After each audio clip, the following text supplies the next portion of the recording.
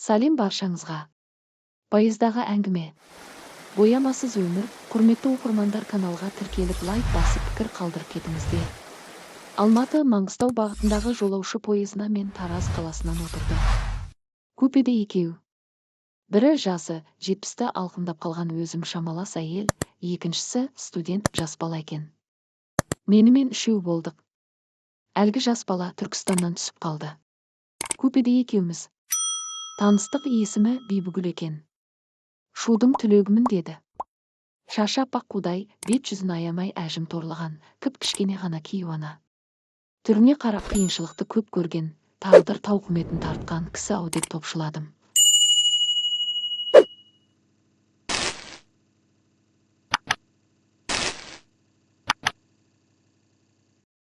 Әңгімелесе келе ойымның дұрыс екеніне көзім жетіп, хатты аяп кеттім. Жол қысқарсын деп кейуананы әңгімеге тарттым. Ой, айналайын, құрбым-ау, менде қайбір жібі түзу әңгіме бар дейсің. Тумысымда бір күн рахат өмір сүріп көргем жоқ десем нанасыз ба деп бір күрсініп қойды. Әңгімені әріден бастады. Біз бір үйде 5 бала болдық, 2 ағам, мен және менен кіші бір інім, бір сіңілім. Балалық шағымызда бір керемет болды деп айта алмаймын. Әкеміз ертерек қайтыс болып кеткен, анамыз жалғыз өзі қинала жүріп бізді жеткізді. Жоқшылық, жетіспеушілік бізді қатты қинайтын. Анамыздың денсаулығы жоқ, әрі ерні жырық нысаналы кісі еді. 2 ағам өсіп, жұмысқа жараған соң, жағдайымыз сәл оңала бастады. Ешқайсымыз мектептен әрі қарай оқи алмадық. Оқимыз деп те айтпадық.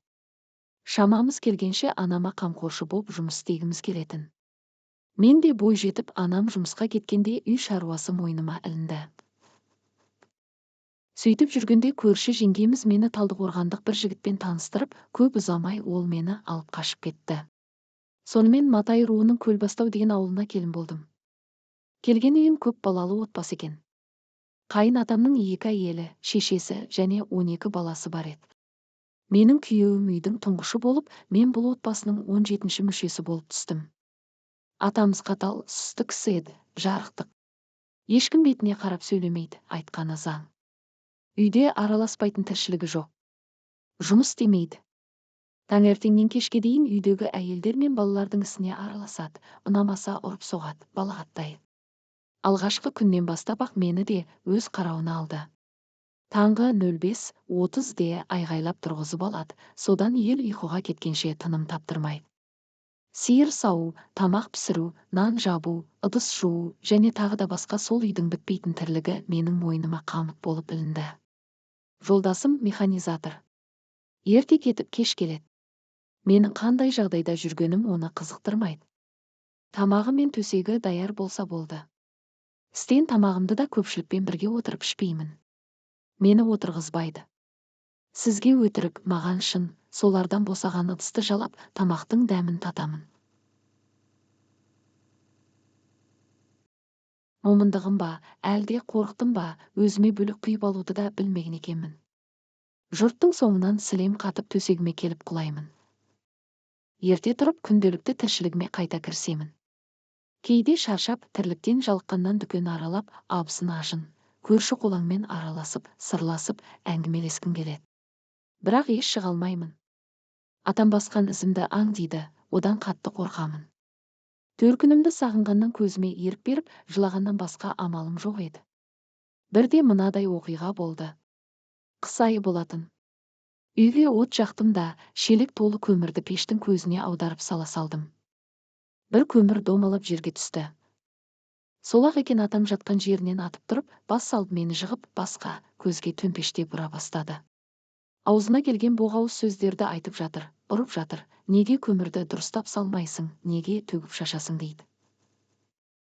Күйеуім соны көріп отырып араша түсуге, ажыратуға жарамады, міз бақпастан отыра берді. Ең болмаса қосылған қосағыңның қиналғанда жаныңды түсінгенін қалайды екенсің. Ондай қор болған өмірді ешкімнің басына бермесін деп тілеймін.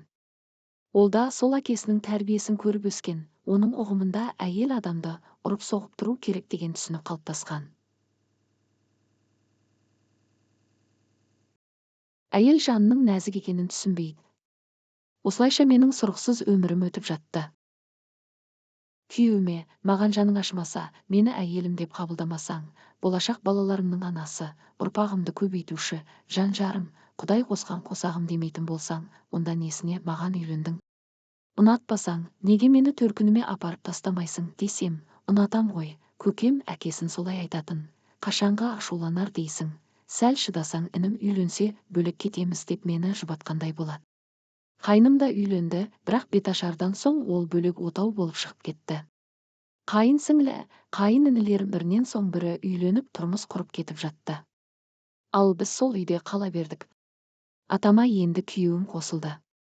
Ол да әкесінің көзінше қоқиланып маған тап беретінді, боқтайтынды шығарды. Ылғи ұрыс керіс, айғай-шу, ұрып-соғу бұл отбасының үйреншікті әдетіне айналғалы қашан. Әкелі балалы екеуінен таяқ жей жүріп, көтерген балам да түсіп қалды. Одан біраз жыл бала көтере алмадым. Ақырында төркініме қашып барып, сол жақта тәуіптерге, дәрігерге қаралып, әрең бала көтердім. Атамыз қайтыс болды. Ішім білініп, нәресте көзге көрініп қалғанда күйеуімнен қатты таяқ жеп, қан қысымым көтеріліп, есіммен танып құлаппын. Содан аурухана төсегінде ес-түссіз бір апта жатыппын. Көзімді ашқанда қасымда жылап отырған анамды көрдім. Үйге келдім. Қабылдаған екпе мен дәрілердің әсерінен бе, білмеймін, іштегі баланы 7 айлығында босандым. Бала шала туғандықтан 2 ай вакуумда жатып, содан кейін ғана үйге оралдым. Бұл бала бәрібір үйге қуаныш әкелмеді. Құшақ жая қарсы алған ешкім болмады. Тұңғыш бала болғандықтан бала күтуді де білмедім, енем де қарайласпады. Соның салдарынан баланың еңбегін қайызғақ басып, ақырында шіріп қайтыс болды. Сөйтіп баламнан да айырылдым. Уақыт зымырап өтіп жатты.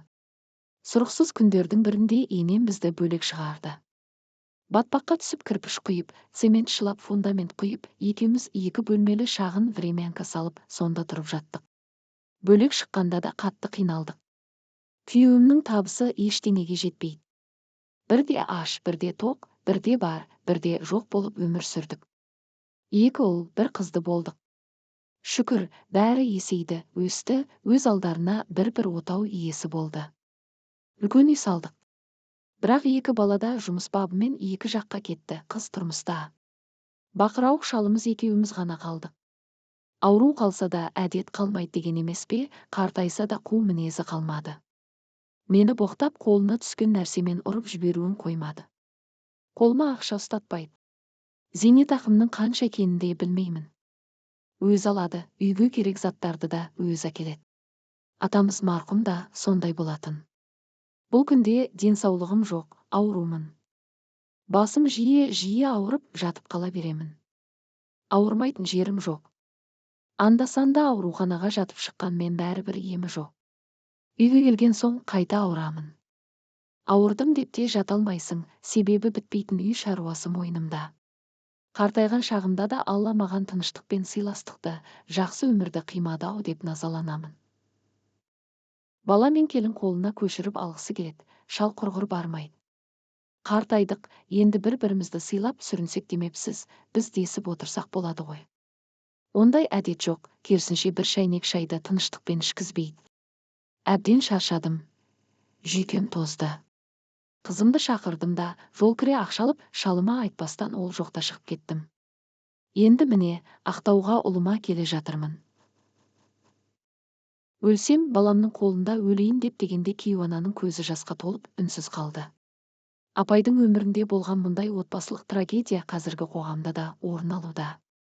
Әйелдің әлсіздігін пайдаланып, жарын үнемі соққыға жығатын, бар жауапкершілікті әйел мойнына артып қойған еркектер де жоқ емес. Соңғы кезде тіпті күйеуінің қолынан қаза тауып жатқан әйелдер қаншама. Қазақ халқы барған жерінде тастай батып, судайсың немесе қайтып келген қыз жаман, қайта шапқан, жау жаман деп қызына бәріне көнуді, атана атына кір келтірмеуді, өнегелі келін болуын тапсырған, қадағалап отырған. Қызы барған жерінде ұялмасын, төменшіктеп жүрмесін деп шамалар жеткенше тойын жасап, жасауын беріп жатады. Алайда келін ретінде аттаған босағасында қара көз қыздарымыздың барлығы бірдей бақытты ғұмыр кешіп жатыр ма? Жанұядағы жанжалдың салдарынан әкеге деген жек көрушілік сезімі жүрегін жаралаған талай бала тірі, жетім атанып жүр емес пе? Ер азамат отбасы үшін жауапты адам. Үйдегі тәрбие ер адамның өзінен басталады. Қазіргі жастардың қатыгез болып қалыптасуына отбасындағы жанжал мен зорлық-зомбылық ең бірінші әсер етеді дейді мамандар. Өйткені қыз бала анасының, ұл бала әкесінің өмірін қайталайды деген тұжырым бекер жасалмаған. Отбасындағы жанжалды сол үйдің ішкі мәселесі деп қарамау керек. Сол зорлық-зомбылық салдарынан адам құрбан болған кезде ғана талқылай бастамау керек. Ол әркез қоғам назарында болса ғана бұл кесапаттан арыламыз. Иә, құрметті оқырмандар, каналға тіркеліп лайк басып пікір қалдырып кетіңіздер.